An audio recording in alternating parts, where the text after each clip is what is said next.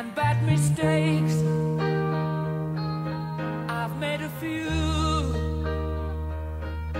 I've had my share of sand kicks in my face, but I've come through. And the beats are going on, on, on, on. We are the champions. Vyzerať ten dnešný program, povieme si teda mena 11 futbalistov, ktorí sa dostali do tej ideálnej 11 minulej sezóny, no a oceníme si aj jubilantov. Začíname mimoriadne dôležitým postom a tým je post brankársky. Poprosím, aby sem prišli Miro Mentel a Justin Javorek, ktorí odovzdajú prvú cenu pre najlepšieho brankára minulej sezóny.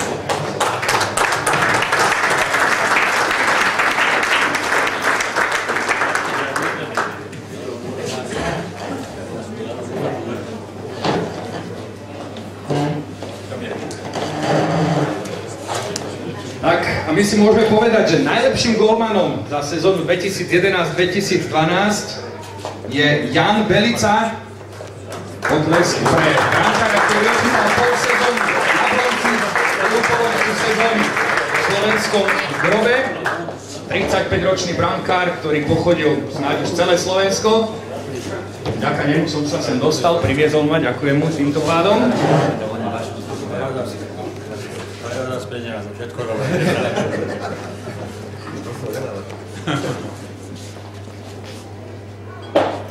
Tak ešte raz, najlepší brankár sezóny Jan Belica, ocenený Justinom Javorkom a Mirom Mentelom. Ďakujem, páni.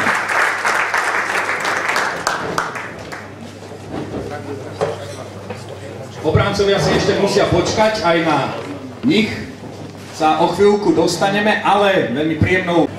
Môžeme ísť teda už aj na tých spomínaných obrancov, meno brankára teda už poznáme, ideme na tých najlepších v defenzíve. Poprosím pána Martina Kríka z Balmitu, aby prišiel odovzdať ceny.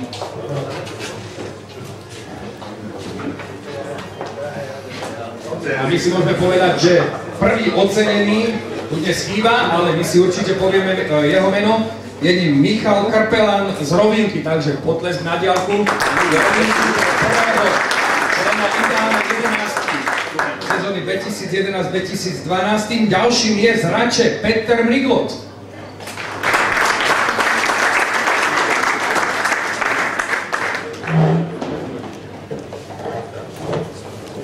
Ideme ďalej. Z Bernolákova je tu Imrich Kolát.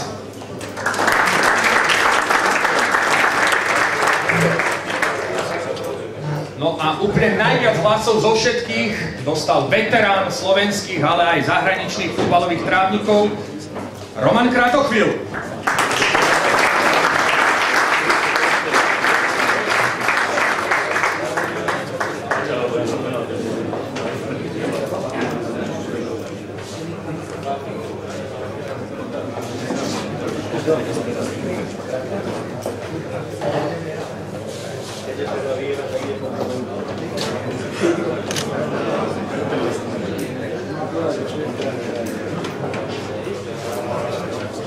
Tak poprosíme ešte spoločnú fotku. Pripomínam ešte raz, že tu chýba Michal Krpelan, ale aj napriek tomu ešte raz potlesk pre týchto troch mužov, ktorí sú tak ďakujeme a poďme teda na to. Najlepších záložníkov si vyhlásime teraz. Máme ich troch, čiže je to také typické holandské rozostavenie 4-3-3, 4 obrancov už poznáme. Ideme teda na tých záložníkov. No a tým prvým je opäť z Rohožníka Andrej Jankovič.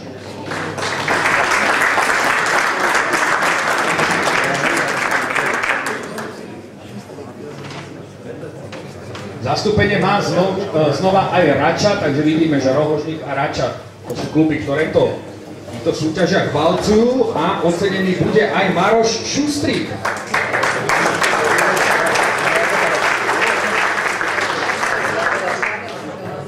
Ale úplne najviac hlasov zo záložníkov dostal hráč plaveckého štvrtku Tomáš Hájek.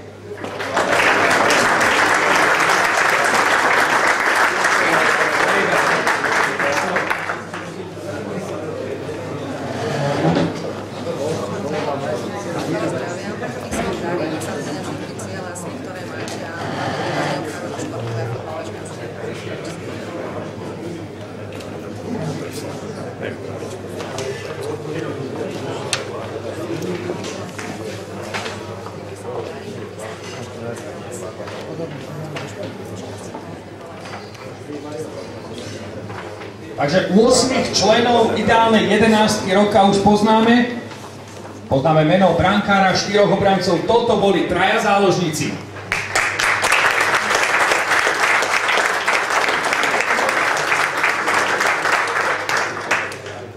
Ďakujem vám.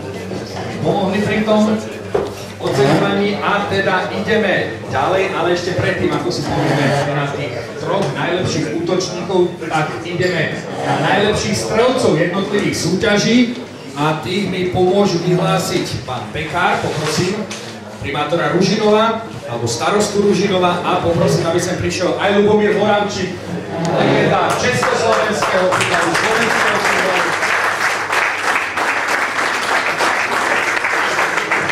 Prednedávnom absolvoval operáciu menisku zrejme, ne? A už to vyzerá dobre, takže a poďme teda na tých najlepších strelcov. Len pred chvíľkou si sadol a znova ho budeme volať späť. Tomáš Hájek, 25 gólov, nasúkal za plavecký štvrtok v majstrovstvách regiónu Bratislava. Takže poprosím, aby sa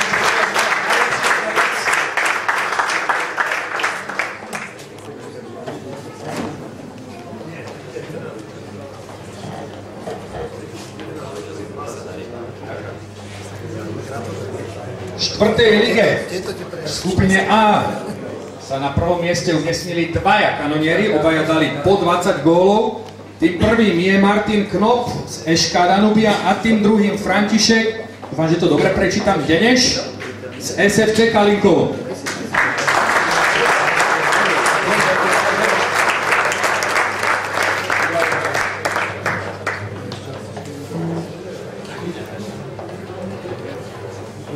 Máme tu len jedného z nich, iba ešte jeden, ale v štvrtej lige v skupine B dal za Rohožník 22 gólov Tomáš Špoták, ďalší najlepší strelec.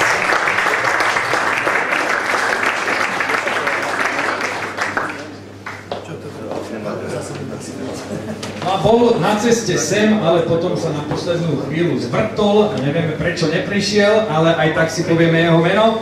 Najlepší strelec 3. ligy staršieho dorastu Jakub Štefanovský z SK Gajary dal 31 gólov.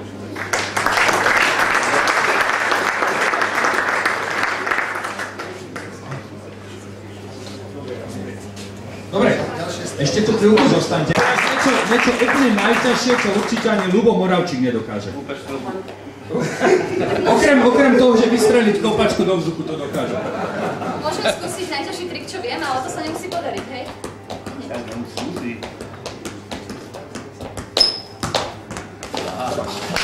No, je to výzva, Ľubo. Ja ju ukážem, ten začiatok je dobrý, ale potom už to ostatné nechám na teba. Vyhol sa tomu. Tomu išlo aj lavačkou pekne. Dobre, ďakujem ľudské, ďakujem aj vám. Aj ste si troška vyskúšali totálne. Ďakujeme našim laskonkám, ideme na najlepších útočníkov sezóny 2011-2012. Poprosím, aby sem prišiel ku mne Michal Hyb, tréner reprezentácie Slovenska a spoločne s ním aj Pavol Frešo, predseda Bratislavského samosprávneho kraja, ktorí mi pomôžu oceniť tých 3 najlepších, ktorí sa dostali do ideálnej 11 góly. Títo páni, ktorých mená si povieme, vedia ako dávať góly, pretože sú najúspešnejšími útočníkmi, tak poďme. Najskôr sem príde Jozef Antolík z FC Rohožník, ktorý sa dostal do ideálnej 11 sezóny 2011.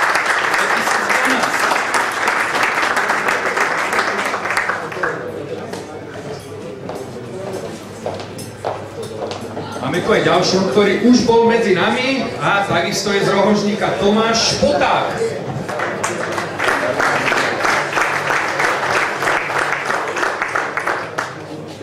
No a najviac hlasov zo všetkých dostal ofenzívny hráč FK Račan Michal Kozák.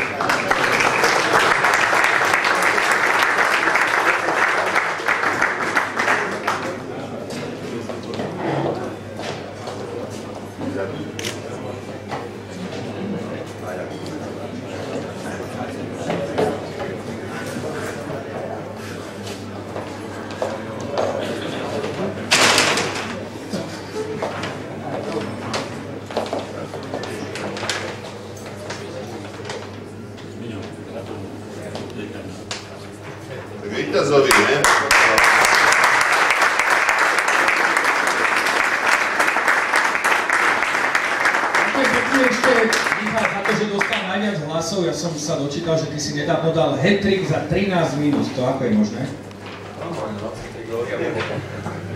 Proti komu to bolo? Bolo to proti Stupave. To si aj uvedomil, že to je jeden z najrýchlejších hat-trickov, alebo už si zvyknutý na to, že dávaš hat-trick sem, hat-trick tam? Tak zvyknutý nie som, ale uvedomiť som si to samozrejme uvedomil. Ešte som sa dočítal, že ty si len na hosťovaní v Rači, ako to bude pokračovať. Skončil si tam, budeš tie góly strieľať inde? Tak momentálne sa to rieši, ešte je dosť času na rozmyslenie. Tak uvidíme, kde napokon skončíš. Ďakujem vám všetkým 5, 3 najlepším útočníkom aj vám, ktorí oceňovali.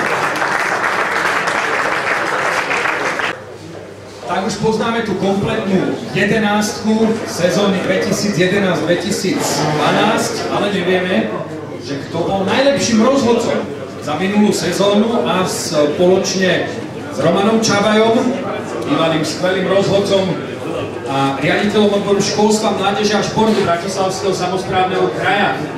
Sa to dozvieme.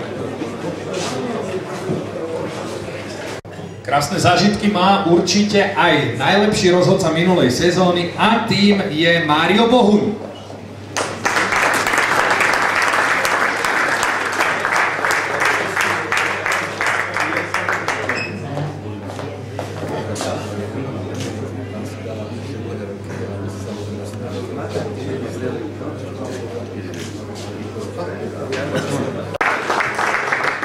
Tak máme to pomaličky za sebou.